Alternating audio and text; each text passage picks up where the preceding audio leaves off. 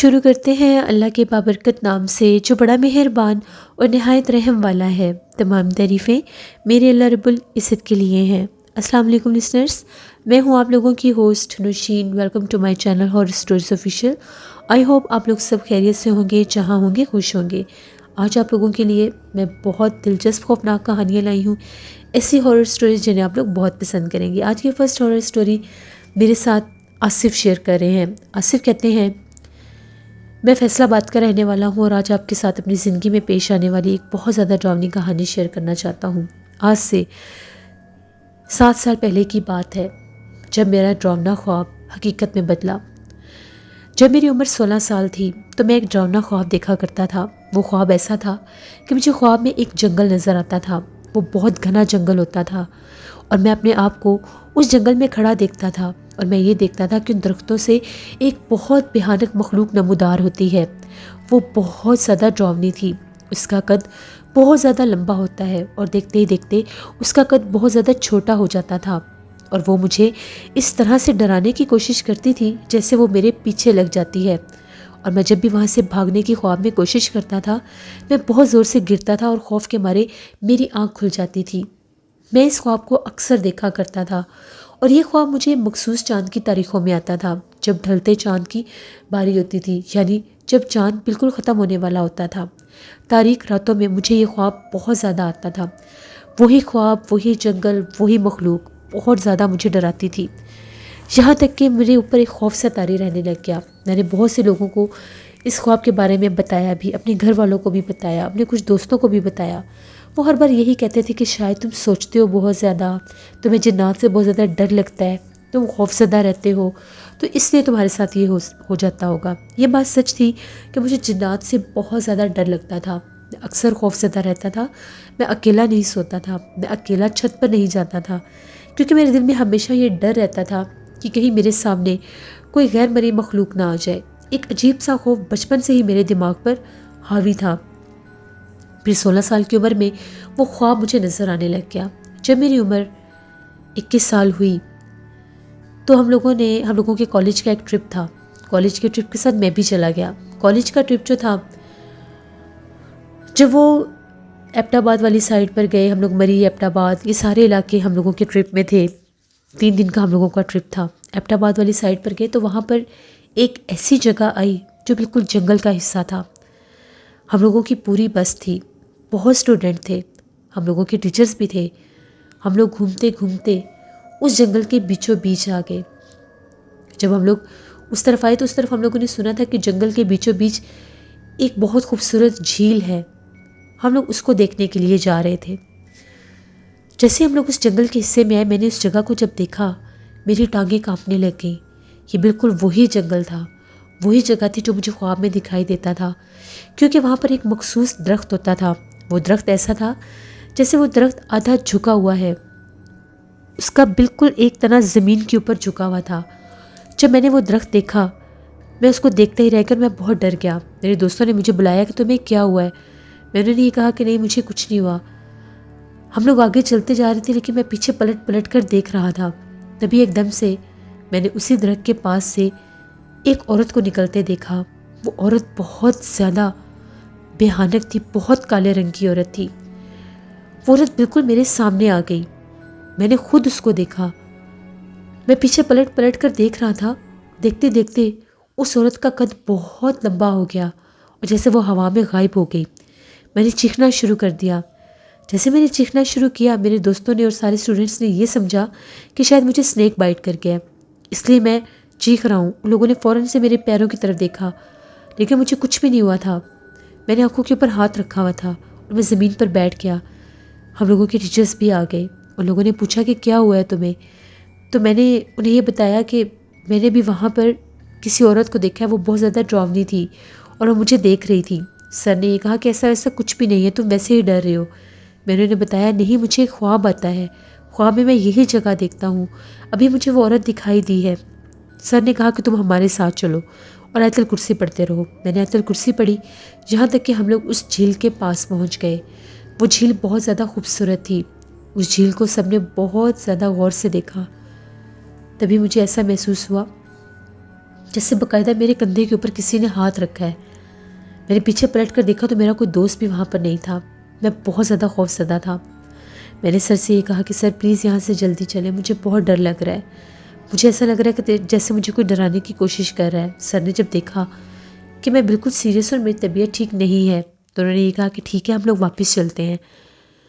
اب ہم لوگوں نے واپسی پر بھی اسی جگہ سے گزر کر جانا تھا۔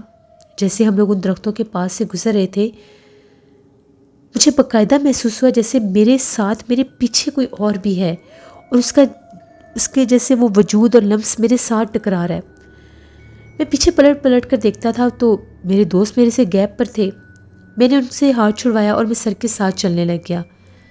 ہم لوگ اس درخت کے پاس سے گزر کر جنگل سے باہر نکل آئے۔ آگے ہم لوگوں کی ٹرپ بسز کھڑی تھی۔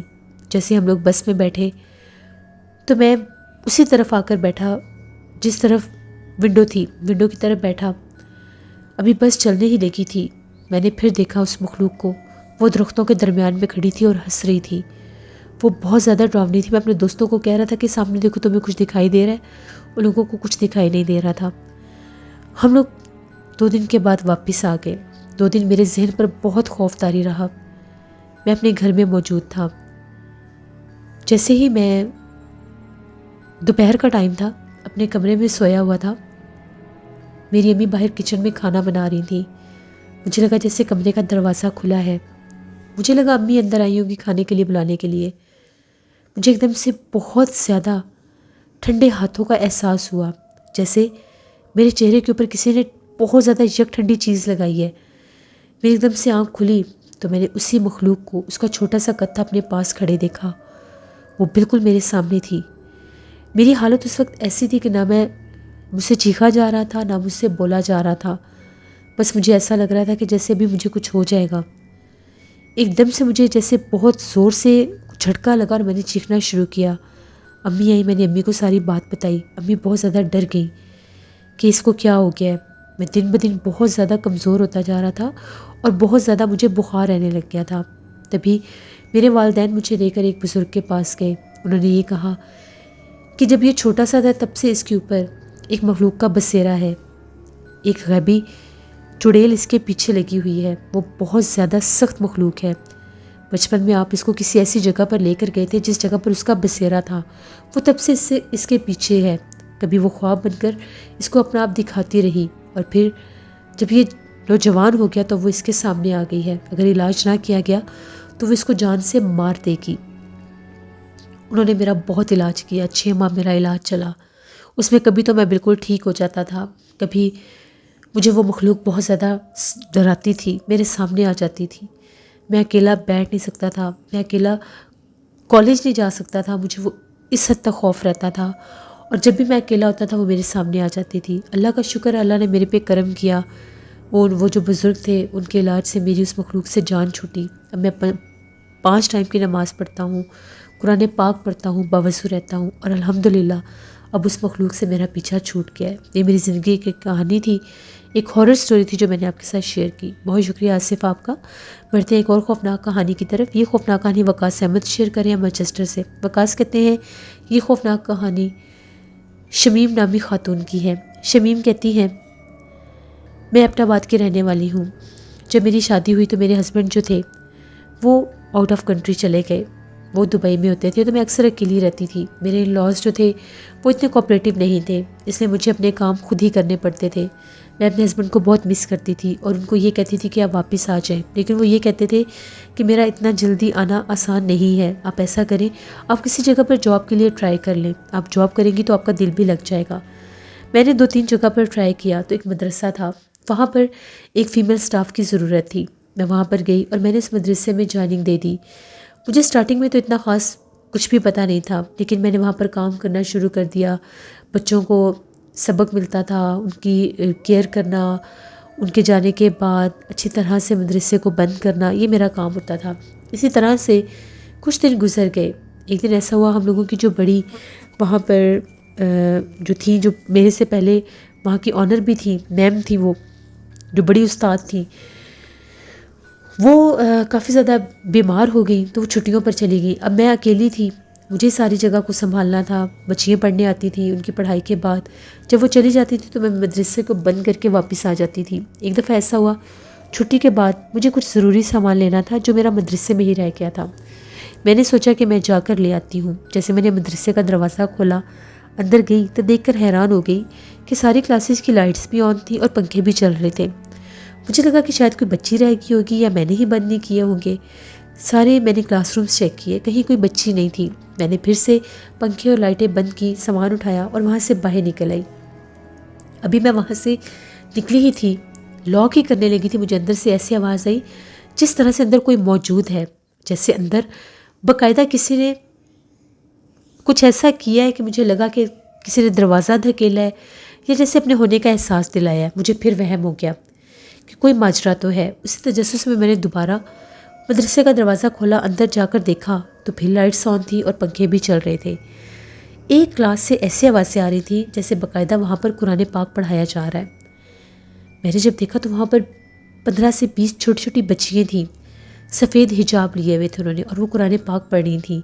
لیکن حیرت کی بات یہ ہے کہ وہاں پر پڑھانے والی کوئی بھی عالمہ موجود نہیں تھی۔ میں بہت زیادہ ڈر گئی اور میں ایک کونے میں کھڑی ہو کر یہ سب دیکھ رہی تھی۔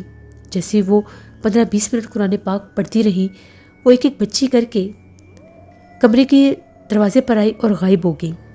یہ ماجرا دیکھنے کی دیر تھی، میں بہت خوفزدہ ہوئی۔ مجھے پتہ چل گیا کہ یہ معاملہ کچھ ہو رہی ہے۔ خود بخود لائٹس بند ہو گئی۔ میں نے جلدی سے مدرسے کو بند کیا اور واپس آ گئی۔ کچھ دیر میرے ذہن پر خوف رہا۔ 1-2 دن کے بعد جب عالمہ واپس آئیں تو میں نے بچوں کی چھٹی کے بعد ان سے یہ بات ڈسکس کی۔ پہلے تو وہ مسکرائیں اور پھر انہوں نے یہ کہا کہ یہ ایک راز کی بات ہے۔ حیرت کی بات ہے کہ آپ یہاں سے چھوڑ کر نہیں گئی۔ آپ سے پہلے کچھ ٹیچرز کو اس بات کا پتہ چلا تھا، وہ ڈر کے مارے چھوڑ کر چلی گئی تھیں۔ دراصل ہمارے دادا ابو جو تھے وہ ایک عامل تھے، بہت بڑے عملیات کیا کرتے تھے، تو ان کے تابع میں بہت سے جنات تھے۔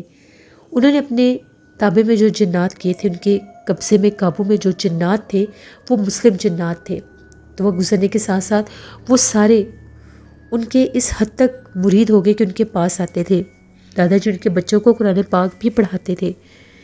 دادا جی جب فوت ہونے لگے تو انہوں نے مجھے یہ بات بتائی تھی، اس لیے میں ان جنات سے نہیں ڈرتی، وہ کسی کو نقصان نہیں دیتے۔ شام ہونے سے پہلے ہم لوگ مدرسہ بند کر دیتے ہیں کیونکہ پھر ان کی پڑھائی کا ٹائم شروع ہو جاتا ہے۔ مہربانی کرو، وہ آپ کو نقصان نہیں دیں گے، بس شام ہونے سے پہلے آپ یہاں سے چلی جایا کرو۔ آپ جیسی ایماندار خاتون کی مجھے ضرورت تھی اور آپ بہت زیادہ بہادر بھی ہیں۔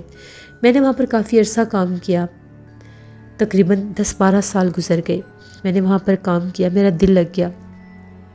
10-12 سال کے بعد جو عالمہ تھی ان کی بھی وفات ہو گئی۔ مدرسہ میں نے کافی عرصہ چلایا۔ اس کے بعد پھر میں اپنے ہسبینڈ کے ساتھ باہر چلی گئی اور اس مدرسے کی دیکھ بھال میں نے کسی اور ہاتھ میں دے دی۔ اس عرصے کے دوران کبھی بھی مجھے خوف نہیں آیا کیونکہ مجھے پتا تھا کہ وہ نیک جنات ہیں، مسلم جنات ہیں، انہیں بچیوں کے ساتھ ان کے بچے بھی پڑھتے ہیں۔ تو اس سے پھر میں نے اس چیز کو ایکسیپٹ کیا۔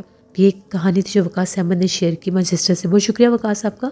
جیسے یہ تھی آج کی خوفناک کہانی ہے، اپنا فیڈ بیک مجھے ضرور دیں، آپ لوگوں کو کیسی لگی۔ آپ لوگ بھی اپنی ہارر سٹوریز شیئر کر سکتے ہیں ڈسکرپشن باکس میں دیے گئے ای میل آئی ڈی nasheermir57@gmail.com پر۔ اس کے علاوہ آپ لوگ مجھے کمنٹ باکس میں بھی سٹوری شیئر کر سکتے ہیں۔ اپنا بہت سا خیال رکھیے گا، اپنی ڈھیروں دعاؤں میں مجھے میری فیملی کو ضرور یاد رکھیے گا۔ Thank you for watching, stay blessed, اللہ نگہبان۔